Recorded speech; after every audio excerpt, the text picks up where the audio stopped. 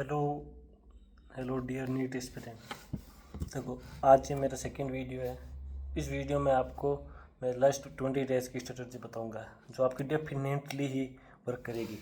देखो, सबसे पहले मैं मेरे को इंट्रोड्यूस कर सकता हूँ। Myself Mohit Khuja and I am first year MBBS student at GMC Kathua, Jammu and Kashmir. I secured all India rank 12,609 and 549 marks.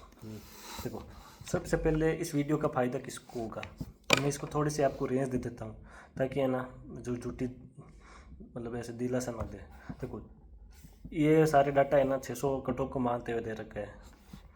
जिनके अभी 300 से 400 मार्क्स आ रहे हैं उनके इस वीडियो के बाद मेरा अगर वो पूरी कोशिश करें तो 100 मार्क्स बढ़ सकते हैं। जिनके 500 आ रहे हैं उसके 70-80 मार्क्स बढ़ जाएंगे। जिनके 550 से 600 के लगभग आ रहे हैं उनके 50-60, और जिनके 600 प्लस आ रहे हैं उनके 30-40 ही बढ़ेंगे। अब आप ये सोच सकते हैं कि जिनके ज़्यादा नंबर है उनके इतने कम नंबर क्यों बढ़ेंगे। देखो, इनके कम नंबर बढ़ने का कारण ये है कि उनमें से वो बहुत सारी चीज़ें इनमें से सेम है, कॉमन वो कर रहे होंगे, तो उन पर वो वैसे फ़ायदा नहीं करेगी, लेकिन कुछ डेफिनेटली उनको भी नया सीखने को मिलेगा। ये मेरे पर्सनल एक्सपीरियंस से बता रहा हूँ। इसमें ये कट ऑफ 600 मान के रखिए। अब मैं ऐसे नहीं कह सकता कि 650 स्कोर कैसे प्राप्त करें, क्योंकि देखो 650 पूरा मैं तो स्कोर मैटर ही नहीं करता, मैटर करती है रैंक। आपका सिलेक्शन डिसाइड होता है रैंक से, ना कि स्कोर से। मेरे 549 मार्क्स ही है। 549 मार्क्स पे ऑल इंडिया रैंक 12,500, वही नीट 2024 में 12,500 रैंक 670 मार्क्स पे थी।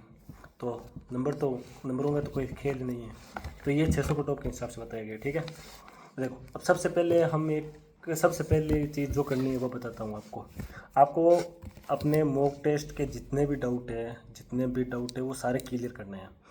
मॉक टेस्ट के सारे डाउट क्लियर करने हैं। कैसे? देखो, आपकी जैसे ऑफलाइन टेस्ट सीरीज ज्वाइन कर रहे हो के, आपकी टेस्ट सीरीज में जैसे वर्क एनर्जी पावर का बहुत पहले बार पेपर हो रखा होगा।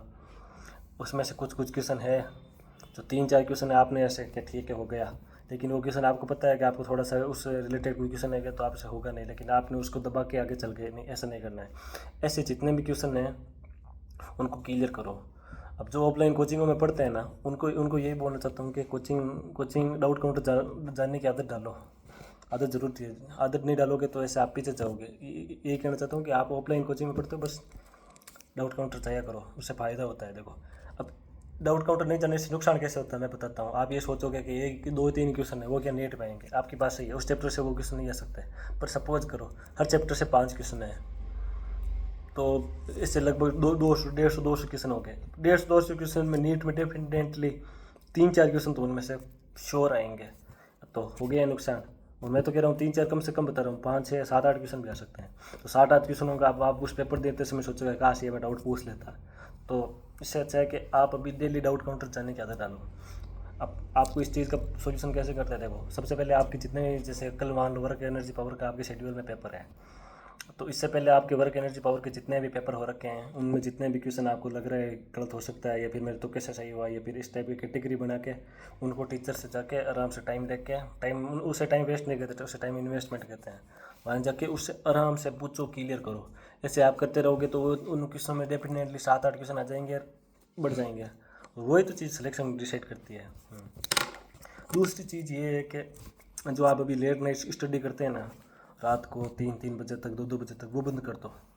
आप धीरे धीरे जल्दी सोना शुरू करो। जल्दी मतलब 11-12 बजे या 10-11 बजे धीरे धीरे, क्योंकि देखो भगवान ना करे कि नीट के पेपर से जस्ट पहले आपकी शेड्यूल ख़राब हो जाए। अभी तो डेली 2 बजे नींद आ जाती है, फिर वहाँ उस दिन डर जाओ तो उससे पेपर थोड़ा ख़राब होने के चांस है। इससे अच्छा 9-10 बजे सोने की आदत डालो, सेफ्टी पर्पज़ के लिए सही। क्योंकि मैंने देखा है, मेरे बहुत सारे दोस्त हैं जिनको भी नीट से मतलब 2026 वाली नीट में नींद नहीं आई, और उनको पहले आ जाती थी, फिर वो लेट नाइट सोते थे। तो इससे अच्छा है कि ना, आप नींद का फर्क तो पड़ता है, तो इससे अच्छा है ना आप इन्हें जल्दी सो जाए, मतलब 10-11 बजे धीरे धीरे सोना शुरू करो जल्दी।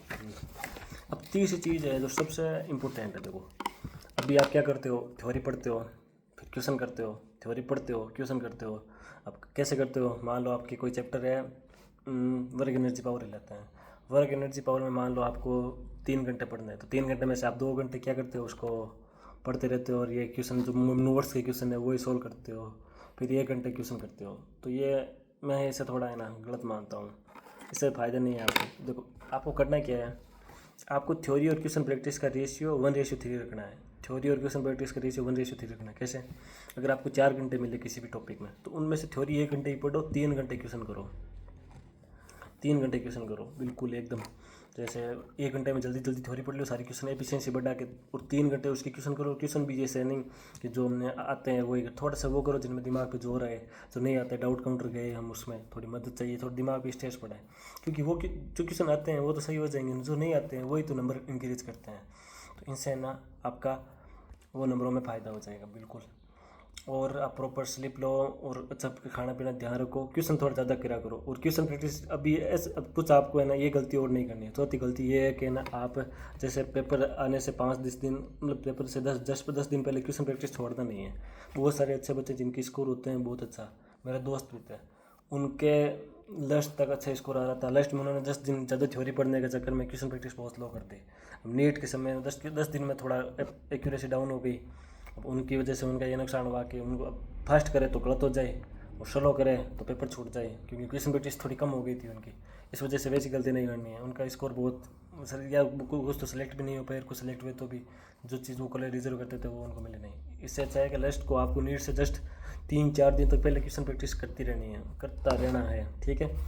ये बहुत ज़रूरी पॉइंट है, मतलब क्वेश्चन प्रैक्टिस आपको नहीं छोड़नी। और रेगुलर बेस पे देखो, अब आपको कोई पूछ सकता है कि आपको डेली कितने क्वेश्चन करने हैं, वैसे अगर मैं एक आइडिया दूँ तो आपको लगभग 400 क्वेश्चन तो करने ही चाहिए, क्योंकि 12-13 घंटे टाइम मिलता है, 400 क्वेश्चन बंदा आराम से कर सकता है, 400 तो मिनिमम मिलता है।